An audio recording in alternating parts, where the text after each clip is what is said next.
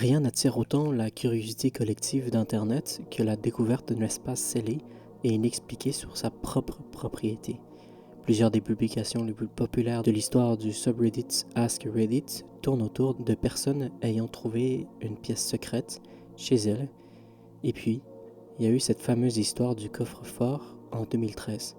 Un utilisateur de Reddit ayant découvert un énorme coffre verrouillé dans le sous-sol de sa nouvelle maison. Pendant près de 7 mois, le site entier s'est enflammé, imaginant ce qui pouvait bien se cacher à l'intérieur. Tout le monde devenait fou de spéculation, jusqu'au moment où le coffre a enfin été découpé. Et là, surprise, il ne contenait absolument rien. C'est d'ailleurs souvent comme ça que ces histoires se terminent. Les gens s'attendent toujours à tomber sur une pièce de meurtre secrète ou un trésor caché. Mais au final, ce n'est qu'un vide sanitaire ou un espace oublié. Pourtant, en 2012, une affaire du même genre est passée presque inaperçue. Sauf que cette fois, les choses ont vraiment pris une tournure différente. Le 22 août de cette année-là, un utilisateur a posté sur le fameux /b random board affirmant avoir une histoire vraie et troublante à raconter. Voici ce qu'il a écrit. Il y a 3 jours, mon dernier grand-père, encore en vie, le père de ma mère, est décédé à l'âge de 89 ans. C'était un vétéran de la Seconde Guerre mondiale. Et ma mère m'a souvent dit qu'après être revenu de la marine, il n'a jamais été tout à fait le même. Il était devenu extrêmement paranoïaque de presque tout. Je n'étais d'ailleurs jamais vraiment autorisé à rester chez lui. En 1965, sa femme est morte soudainement, sans véritable explication. Ma mère raconte que, par la suite, mon grand-père est devenu obsédé par l'idée d'une guerre nucléaire avec les communistes, au point de commencer à creuser un abri anti-bombe dans la roche et le calcaire de son terrain. Je n'avais jamais vu cet abri jusqu'à aujourd'hui, lorsque ma mère a commencé à trier les affaires de mon grand-père. Voici l'entrée. Je ne lui avais posé des questions sur sa grotte qu'une seule fois dans ma vie, quand j'avais environ 16 ans. Il n'avait pas vraiment envie d'en parler. Il m'avait simplement dit de ne jamais y aller. Cette photo montre la vue vers la porte et après avoir descendu quelques marches depuis l'entrée, je n'avais plus jamais pensé à cet abri jusqu'à aujourd'hui. Quand ma mère m'a demandé d'aller y jeter un coup d'œil pour voir si je pouvais trouver quelque chose d'intéressant à mettre dans la vente de succession. Pour être honnête, j'étais plutôt excité. Je pensais peut-être trouver de vieux masques à gaz, des conserves des années 60, ou même des objets qui auraient pu prévoir pour occuper la famille en cas d'attaque. Cette photo montre le premier couloir qui tourne vers la droite, au bout. La première chose que j'ai trouvée, c'est cette toilette rudimentaire. Le temps ne lui avait pas fait de cadeau. Il n'en reste presque rien. J'en ai pris juste une photo et j'ai continué. Je devais quand même admirer le travail nécessaire pour creuser tout ça, pierre par pierre. Plus loin, dans le couloir, je n'ai trouvé qu'un tas de vieilles ferrailles, rouillées au sol. J'ai senti mon cœur se serrer instantanément. J'ai tellement d'espoir pour cette exploration. Tout semblait indiquer que mon grand-père avait fini par abandonner son projet d'abri, mais vous remarquerez que sur la photo précédente, le couloir tourne cette fois vers la gauche. Je m'attendais à tomber sur un mur de roche, mais à la place, j'ai découvert une énorme porte en fer, fermée par un cadenas. Heureusement pour moi, elle était complètement rongée par la rouille. J'ai simplement ramassé une bonne pierre au sol et frappé le cadenas jusqu'à ce que l'anneau entier cède. Ouvrir la porte, en revanche, fut une autre histoire. Elle était très lourde et complètement coincée par la rouille. J'ai retrouvé une pelle dans un tas de déchets et en utilisant toute ma force, j'ai finalement réussi à la forcer. Derrière, il n'y avait qu'un couloir qui s'arrêtait brusquement là où il avait cessé de creuser et une entrée sur la droite. En avançant, je suis arrivé dans une pièce qui ressemblait davantage à une caverne qu'à un abri anti-bombe. En regardant autour de moi, j'ai remarqué une croix gravée dans la pierre. Au début, je me suis dit, rien de spécial. Il venait peut-être ici pour prier ou quelque chose du genre. Mais c'est là que j'ai remarqué d'autres gravures. Soudain, j'ai vu un visage sculpté dans la roche, puis un autre. Il y en avait partout. Sérieusement, on aurait dit une assemblée de visages fantomatiques qui vous fixaient dans cette pièce. En voici un autre exemple.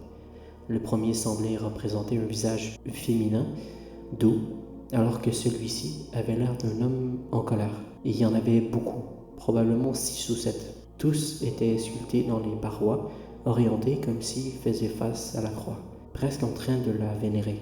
Puis j'ai vu celui-là, Contrairement à toutes les autres sculptures qui représentaient des visages, celui-ci était clairement un crâne. Ça n'avait rien à voir avec le reste. J'ai baissé les yeux vers le sol, juste sous la sculpture du crâne, et là, au milieu d'un tas de débris de béton, il y avait un os. Et pas un os de cerf ou d'animal. C'est clairement un os humain. Mon cœur s'est mis à battre comme un fou.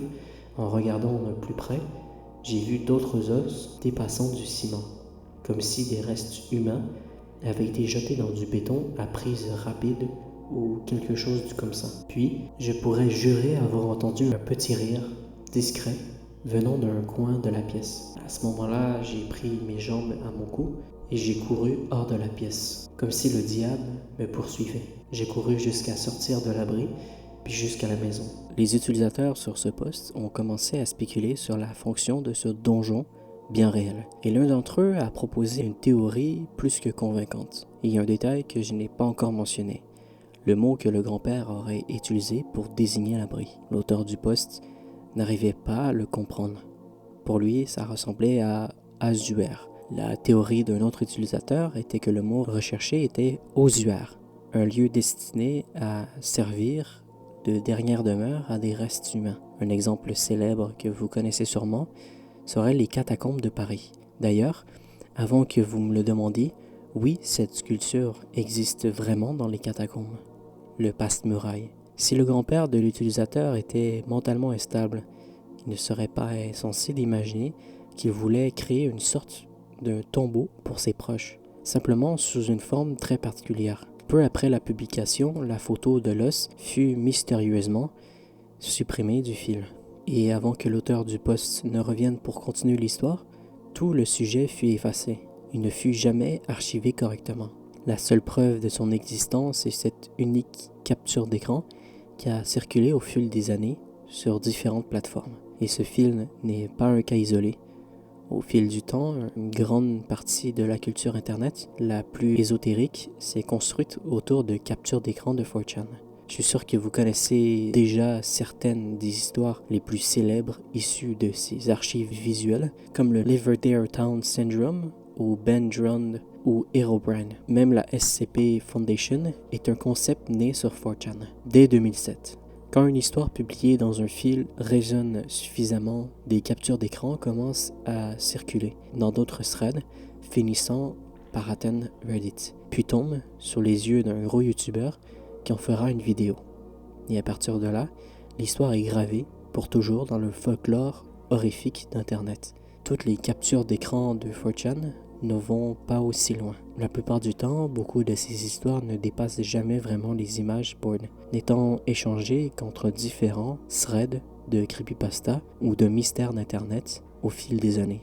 Il y a quelques semaines, j'ai passé un temps considérable à lire chaque thread d'archives de creepypasta que j'ai pu trouver entre 2011 et 2015. C'est ce que je considère comme l'âge d'or de l'horreur sur Internet. C'est aussi à l'époque de 2015, quand j'avais 13 ans, que personnellement, je parcourais tard le soir le board paranormal de 4chan, aussi appelé X, juste pour me faire peur avant d'aller dormir. À cette période, X débordait de mystères en ligne, des sites web inexpliqués, de vidéos YouTube dérangeantes et de creepypasta. Aujourd'hui, le board est davantage tourné vers l'ésotérisme et la magie que d'autres choses, alors j'ai voulu faire revivre un peu cette période révolue de 4chan. J'ai lu littéralement des milliers de posts pour réaliser cette vidéo, et même si certains sujets ont sans doute été abordés par d'autres youtubeurs, je suis certain qu'une bonne partie de ce dont nous allons parler aujourd'hui n'a jamais réellement été documenté sur YouTube. Alors sans plus attendre, revenons-y. Bienvenue dans ce nouvel épisode de Cursed.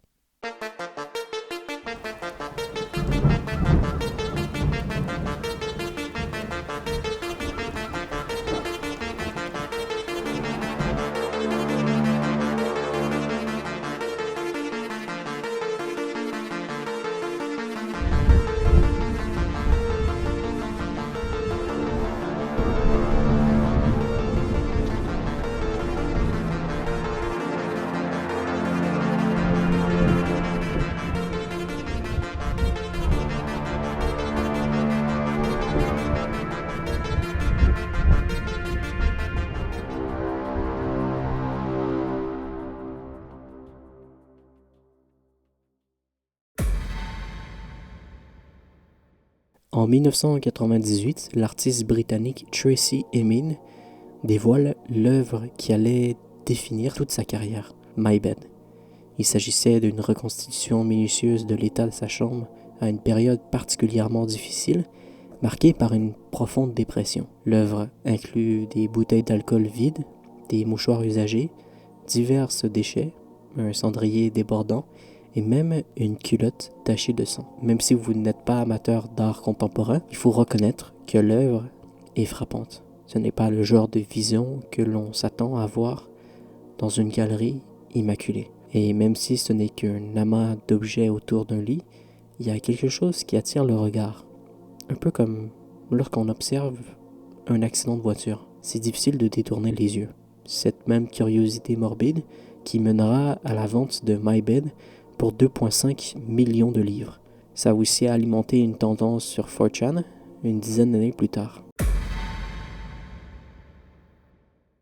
Les neckbeard nests, littéralement nid de barbus, qui commencèrent sur le board vie consacré aux jeux vidéo. Des utilisateurs dont les chambres étaient particulièrement sales et chaotiques publiaient des photos de leur environnement. Alors que la chambre des mines n'était qu'un peu en désordre, les neckbeard nests étaient d'un tout autre niveau. Entre des montagnes de déchets, on pouvait voir un vieux moniteur CRT posé sur des canettes vides, des assiettes sales et des mégots de cigarettes. Non seulement la pièce était toujours un véritable champ de bataille, mais parfois cette station de bataille dans ce qui ressemblait à des maisons abandonnées ou des sous-sols délabrés. On parle vraiment des pires endroits imaginables pour installer un poste informatique. Aujourd'hui, la communauté Neckbeard Nest existe encore sur Reddit, mais n'a plus rien à voir avec l'ampleur qu'elle avait sur 4chan à la fin des années 2000 et au début des années 2010. La communauté moderne de Reddit est surtout axée sur la motivation et l'entraide pour pousser les gens à ranger leur désordre. Une approche bien plus positive que ce genre de tendance. Mais 4chan, lui, n'avait pas cette bienveillance. À ses débuts, cette communauté ne reposait que sur une curiosité morbide. Jusqu'à quel point un être humain peut-il vivre dans un chaos absolu? Et en 2010, un anonyme allait montrer aux autres quel genre d'issue tragique ce type de situation peut mener. En mars de cette année-là, un utilisateur de 4chan vivant au Michigan vivait en journée avec un ami venu de l'extérieur de la ville. L'ami remarqua que la maison voisine semblait abandonnée et portait une grande affiche rose indiquant qu'elle était condamnée. L'utilisateur précise qu'en 2 ans à vivre à côté, il n'a jamais vu personne entrer ou sortir de cette maison. Au fil de leur beuverie, les deux décidèrent d'essayer d'entrer dans la maison condamnée et de l'explorer. La porte du garage était entrouverte et à l'intérieur se trouvait une porte menant directement dans la maison. L'endroit était incroyablement encombré et délabré. Ils se mirent à explorer la maison pièce par pièce, remarquant des détails étranges comme la décoration intérieure extrêmement vieillotte ou encore un grand train miniature fièrement installé au milieu du désordre. Ils visitèrent le sous-sol, la cuisine, puis atteignèrent le salon, qui semblait être la pièce la plus encombrée de toute la maison. On y voyait une quantité hallucinante de bouteilles et de canettes vides, certaines d'eau ou de soda. Mais la grande majorité étaient des contenants d'alcool. Pendant que l'utilisateur prenait des photos, son ami se figea soudainement et dit « C'est un cadavre ». L'utilisateur se tourna dans la direction que fixait son ami et effectivement, un corps masculin extrêmement décomposé était assis dans un fauteuil au milieu de la pièce, entouré de détritus. Je ne peux évidemment pas vous montrer à quoi ressemblait exactement la dépouille, mais on aurait presque dit qu'il s'était simplement assoupi et ne s'était jamais réveillé. L'utilisateur explique que c'est là que ses souvenirs deviennent un peu confus. Mais une chose dont il se rappelle clairement, c'est le journal posé à côté de l'homme. Celui-ci semblait documenter tout ce qu'il mangeait ou buvait, ainsi que l'argent qu'il gagnait en rapportant des canettes consignées. Dans les dernières entrées du journal, l'homme écrivait qu'il était extrêmement malade, incapable de manger quoi que ce soit, à cause d'une forte grippe, ce qui, selon l'utilisateur, aurait probablement causé sa mort. Cette histoire finit par sortir de 4chan et reçut un certain écho sur Reddit quelques années plus tard. Dans un des fils de discussion, un commentaire apporta un éclairage supplémentaire. Il s'agissait très probablement d'un journal de consommation, quelque chose que les programmes d'alcooliques anonymes demandent parfois aux participants pour suivre leur consommation. Dans un autre commentaire, il est expliqué que la grippe dont souffrait l'homme avait sûrement été aggravée par une insuffisance hépatique ou une pancréatique chronique. Quand cela arrive, la personne ne peut souvent plus garder de la nourriture car le pancréas se contracte douloureusement. Les alcooliques ont généralement un système immunitaire très affaibli. Donc, combiné à la grippe, ça a probablement conduit à la mort solitaire de cet homme. J'ai tenté de trouver un article de presse ou quoi que ce soit pouvant confirmer cette histoire. Je n'ai rien trouvé. Ce n'est pas vraiment surprenant. Il n'y a sans doute jamais eu d'enquête poussée, ni aucune raison pour les médias de s'y intéresser. En plus de ça, le fil original posté sur 4chan a complètement disparu avec le temps. L'archivage sur 4chan n'était pas courant en 2010. Et l'histoire ne survit aujourd'hui qu'à travers quelques captures d'écran transmises au fil des années dans divers threads du site. Notre prochain sujet a traversé les années de la même manière. Quake 3, développé par Indie Software, a été un jeu charnière, représentatif d'une période de transition majeure pour le genre FPS, comme Epic Games l'avait fait avec Unreal Tournament. Indie Software avait abandonné la campagne solo des 2 premiers Quake pour proposer un 3e opus entièrement tourné vers le multijoueur. Au lieu d'une histoire à suivre, le mode solo représentait essentiellement l'expérience multijoueur. Le joueur échangeait des matchs à mort contre des bots conçus pour se comporter comme de véritables adversaires humains. Aujourd'hui, ça paraît être un peu un énorme recul, surtout quand on sait à quel point les campagnes FPS d'ID Software étaient légendaires. Mais il faut replacer ça dans le contexte de l'époque. Internet devenait de plus en plus accessible et l'idée de jouer contre d'autres personnes depuis son salon était une nouveauté incroyablement séduisante. Fini les jeux qui se terminaient une fois, le scénario bouclé. Chaque partie multijoueur offrait une expérience différente, promettant potentiellement des heures de divertissement sans fin.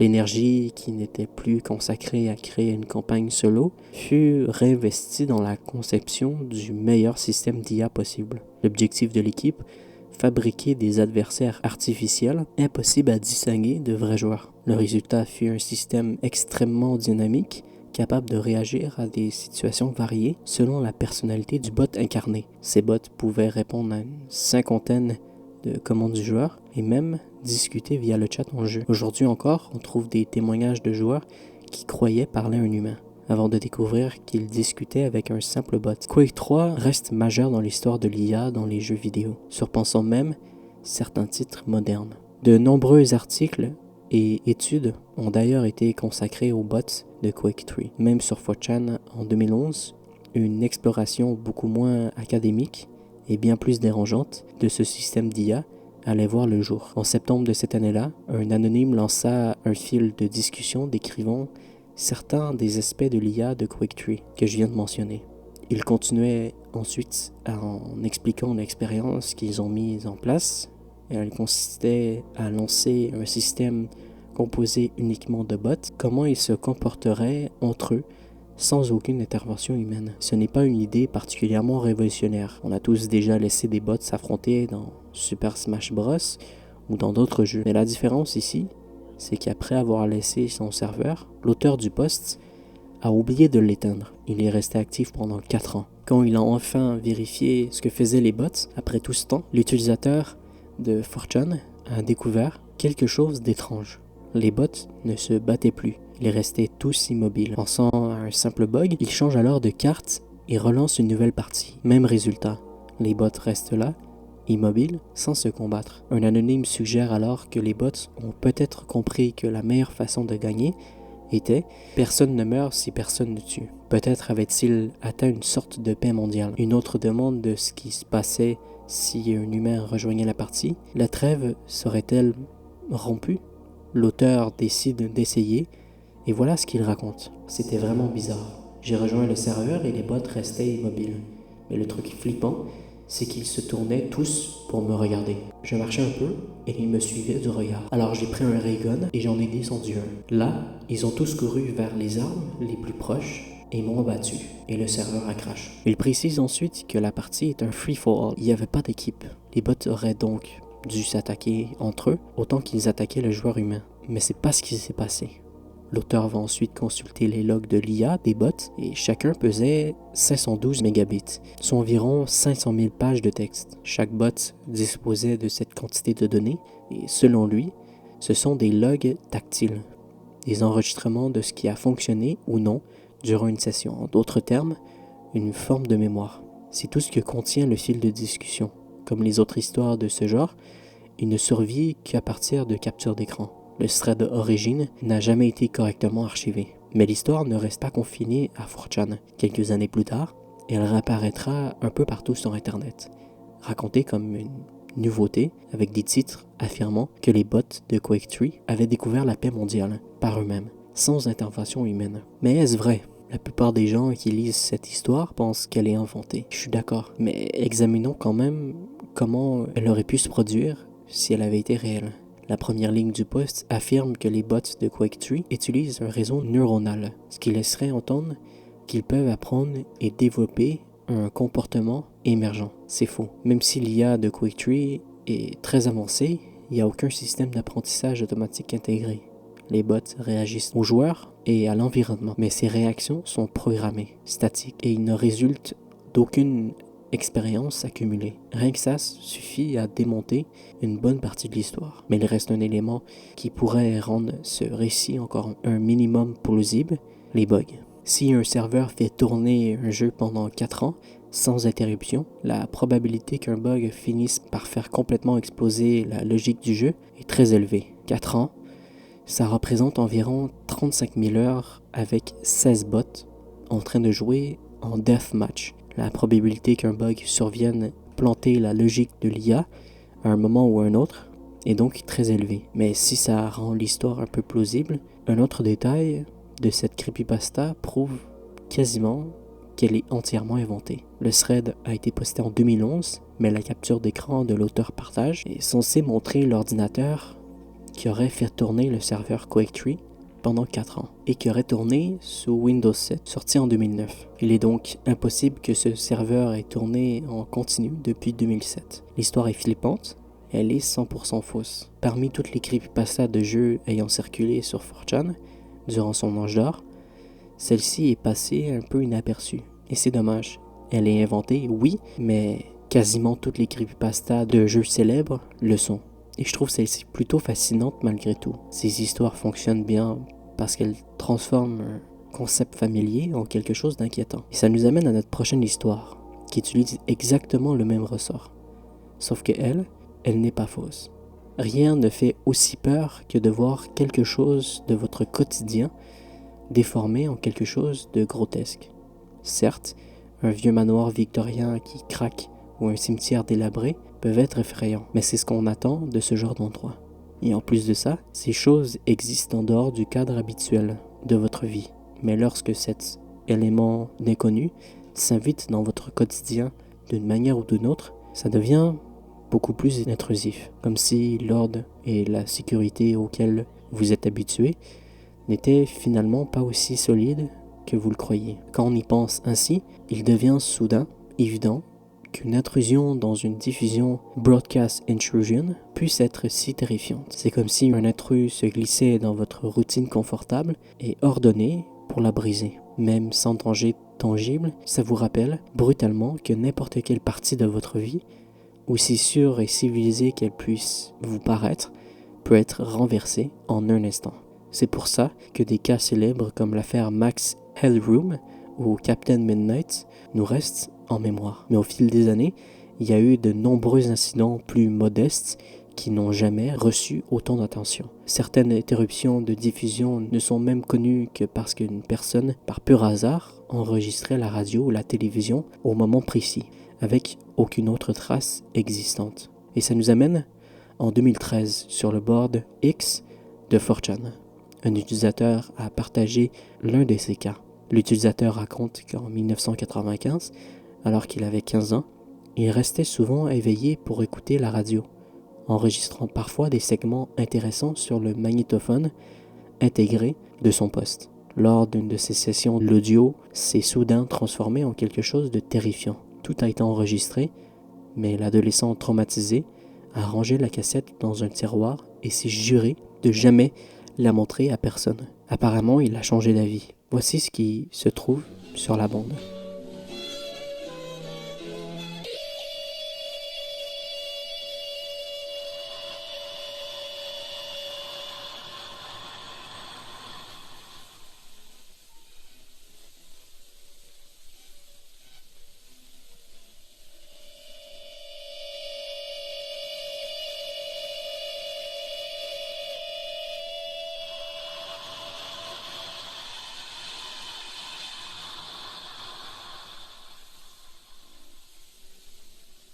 Un mélange de grésillements, de respiration et de cris étouffés reviennent de manière irrégulière, entrecoupés de gémissements presque inhumains. Ça continue jusqu'à environ 2 minutes 30, moment où une voix frénétique, mais monotone, commence à réciter très rapidement.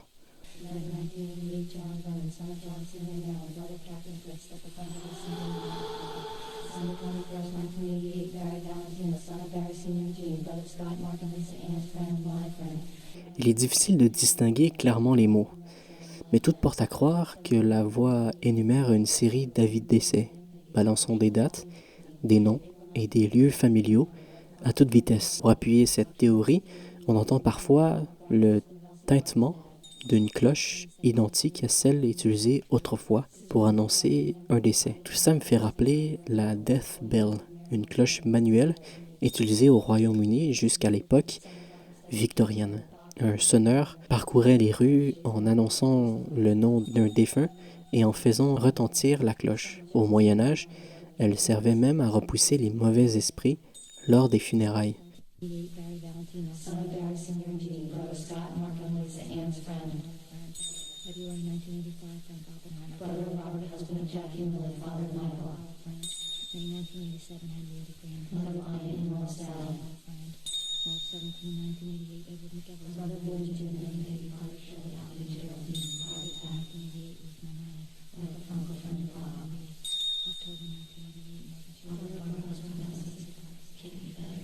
Les paroles finissent par se transformer en murmures incompréhensibles, qui coupent brusquement au bout d'1 minute et demie. Puis l'animatrice reprend la main, annonçant que le prochain programme sera retardé.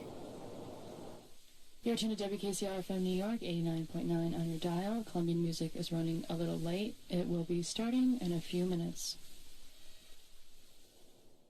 C'est tout ce que contenait l'enregistrement réalisé par l'utilisateur. Un extrait diffusé sur la WKCR New York, une station gérée par l'Université Columbia. Les utilisateurs du thread commencèrent à débattre de l'authenticité de l'enregistrement, tout en enquêtant sur certains des noms mentionnés dans la partie frénétique de l'audio. Chaque nom était associé à une date, ce qui facilitait les recherches. Par exemple, Barry Valentino faisait partie des victimes de l'attentat contre le vol Pan Am en 1988, tandis que Frank Oppenheimer, lui, était le frère de Robert Oppenheimer, le père de la bombe atomique. Ce sont les seuls noms ayant une histoire notable.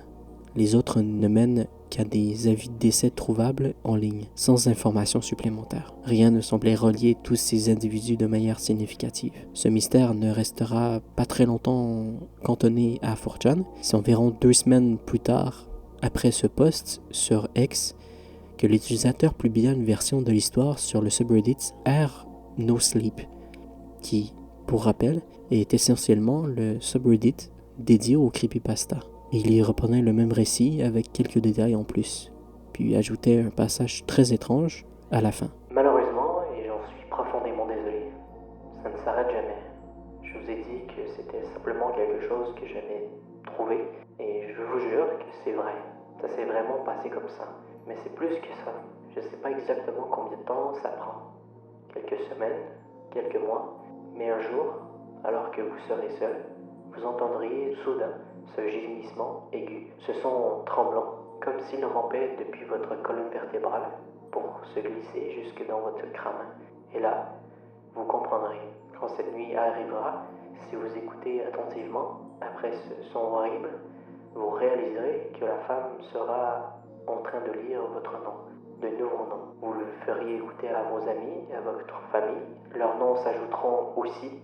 J'espère désespérément que si je rends la liste assez longue, si j'y ajoute assez de noms, alors ils retireront le mien et qu'ils me laisseront tranquille. Je suis désolé. Vous pourriez penser qu'à ce stade, il ne s'agit qu'évidemment que d'une creepypasta, et vous n'avez pas complètement tort. En 2023, le youtubeur Scare Theater a en effet contacté l'utilisateur pour lui poser des questions sur le post Reddit. L'utilisateur a admis que la dernière partie avait été effectivement inventée pour pimenter un peu l'histoire. Mais il précise que c'est la seule section fabriquée, et il maintient qu'il a bien enregistré cette intrusion supposée sur son magnétophone dans les années 90 et qu'il n'a toujours pas d'explication à ce sujet. Cependant, Internet n'a pas été entièrement convaincu. Beaucoup ont spéculé que la haute fidélité générale de l'enregistrement pourrait indiquer qu'il ne s'agit pas d'une véritable bande FM des années 90. Certains pensent que tout ça a probablement été créé numériquement, mais je ne suis pas sûr d'être entièrement d'accord. Le détail sur lequel ces personnes s'appuient pour dire que l'enregistrement est faux est la plage dynamique. Cet enregistrement en contient beaucoup, ce qui n'est pas vraiment normal pour une diffusion radio, c'est vrai. La plupart des stations FM commerciales utilisent des compresseurs très puissants qui écrasent les sons pour le rendre plus fort, effaçant une grande partie de la dynamique originale. Ce que les gens oublient, c'est que cet enregistrement provient d'une radio universitaire. Ces stations non commerciales diffusaient généralement plus doucement que les stations commerciales, surtout lorsque passait un genre musical qui comporte naturellement beaucoup de dynamique, comme le classique, genre qui précédait justement cette intrusion dans la diffusion. Si vous avez une radio à portée de main, ce qui est peu probable, essayez de scanner les stations. Vous remarquerez que certaines sont beaucoup plus faibles que d'autres.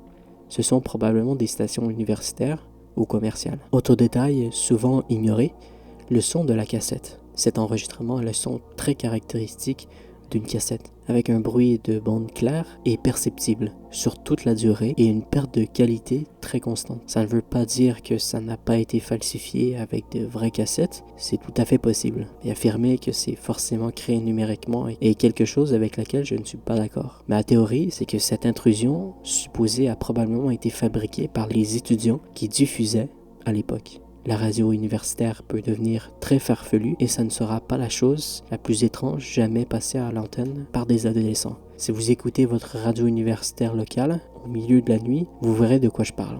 Jusqu'ici, nous avons abordé plusieurs sujets importants, mais il y a une chose que nous avons un peu négligée, les creepypastas, mais pas celles que vous pensez. Aujourd'hui, les creepypastas désignent souvent ces longues histoires fictives étendues, mais il fut un temps où une creepypasta ne désignait qu'un court texte ou une image inquiétante, que l'on copiait et collait de thread en thread. Ces textes étaient souvent très courts et conçus pour être consommés rapidement, alors que la creepypasta moderne est toujours fictive. L'ancienne version reflétait souvent des événements soi-disant réels. C'est un aspect de la culture Internet qui n'existe plus vraiment. Et je veux consacrer la prochaine partie de cette vidéo à passer en revue plusieurs de ces courtes creepypastas traditionnelles qui circulaient autrefois sur 4chan. Charlie Noonan était un folkloriste amateur qui voyageait dans le sud et le sud-ouest des États-Unis au début du 20e siècle, collectant des récits populaires et des histoires surnaturelles. Selon sa femme, Ellie, Charlie avait un jour entendu l'histoire d'un fermier de Oklahoma à propos d'une étrange femme vivant seule sur une propriété isolée dans le Panhandle.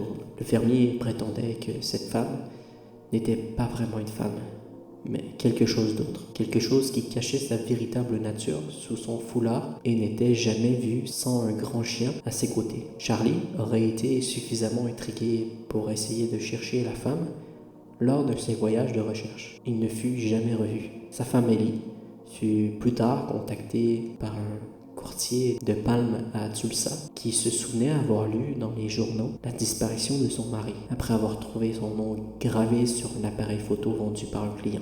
Le courtier rendit l'appareil photo et Miss Noonan fit développer le film.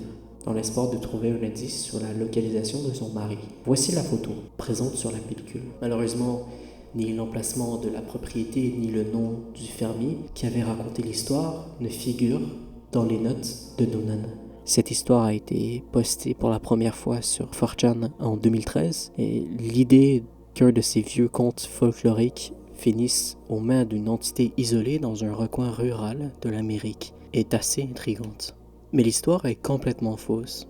Selon un blogueur qui a enquêté sur cette creepypasta en 2014, cette photo est en réalité une version largement retouchée d'une image publiée sur un blog en 2009. Elle montre une femme du Nouveau-Mexique nommée Virginia Romero, portant 2 seaux d'eau dans un champ. Le chien et les yeux lumineux inquiétants ont été ajoutés avec Photoshop. En 1999, ma famille a visité Disneyland et nous avons joyeusement fait le manège Small World. J'avais 12 ans à l'époque et ma sœur avait 6 ans. Nous avons adoré chaque moment et nos parents souriaient avec nostalgie.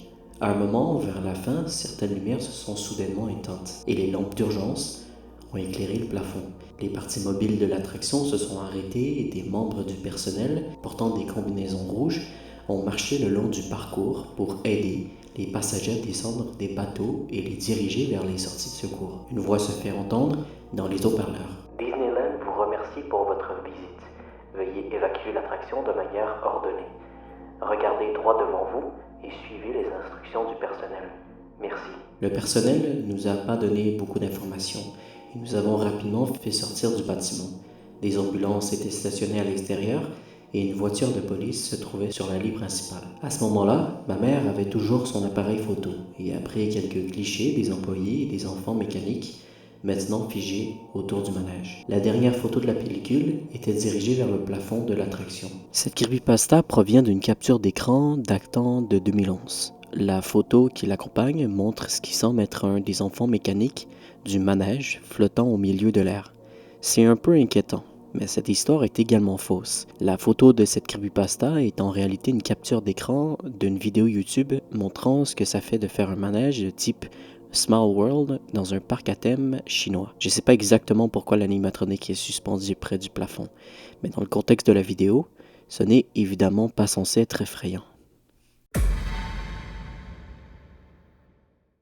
En 2003, des fonctionnaires indiens se sont aventurés dans la jungle pour enquêter sur plusieurs disparitions dans une ville voisine. Ils ont fini par tomber sur une tour du silence. Les Zoroastriens utilisaient ces sites pour exposer les corps à l'air libre. Ces sites ne sont pas rares en Inde, mais il y avait quelques anomalies dans celui-ci. Aucun corps n'a pu être identifié, aucun ne correspondait aux descriptions des personnes disparues, et les cadavres n'avaient été touchés par aucun animal. Seuls des asticots et des mouches étaient présents sur ou autour des corps. Dans le trou au centre de la tour, les fonctionnaires ont trouvé une flaque de sang en décomposition, sur plusieurs pieds de profondeur. L'un des villageois accompagnant les fonctionnaires a accidentellement poussé un os dans la fosse, ce qui a provoqué une libération soudaine de gaz, éclaboussant certains fonctionnaires de sang putride. Après avoir été transportés à l'hôpital, chaque victime a développé une forte fièvre et est rapidement devenue délirante, au point que certains ont même commencé à attaquer le personnel hospitalier. La fièvre a fini par tuer tous les individus. Cette histoire, qui a initialement circulé sur Internet en 2012, est évidemment complètement fausse. Mais la photo est en réalité authentique. Ces tours du silence existent réellement.